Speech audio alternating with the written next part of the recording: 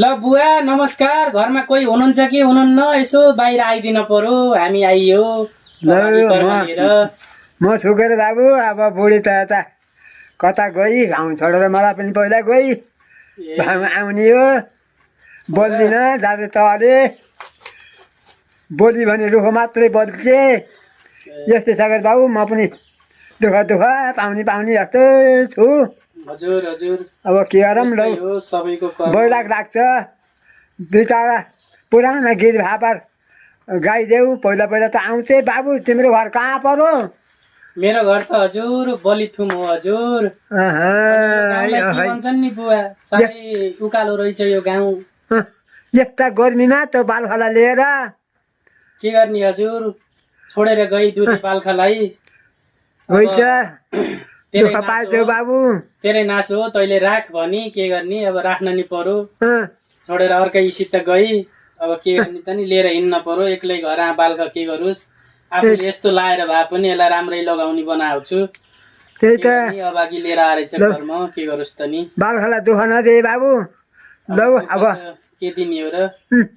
ठिकै छ, राम्रा पुराना गीत गाइदेऊ बा। ल बुवा मैले गाउँछु, धेरै समय त छैन मसँग है। ल पुरै गाउँ चाल्न पर्यो, फेरि बस्नेको ठेगान छैन भन्नुहोस्।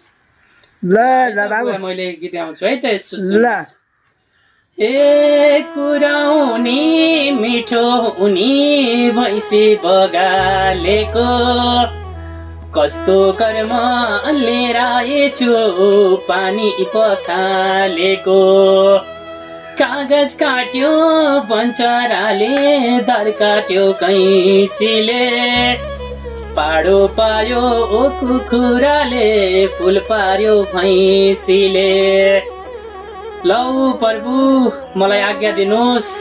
अब यसो केही छ भने गरिब दुखी गरिबलाई केही दिनुहोस् के अरे। तपाईँको तर्फबाट सहयोग भनेको मनबाट हुने हो।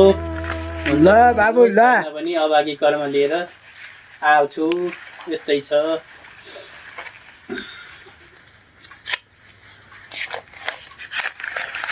ल बाबु ल।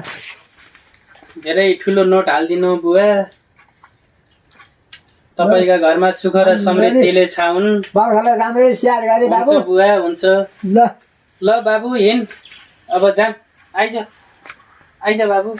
ए पैसा ल राख, लाउ आउ जाम।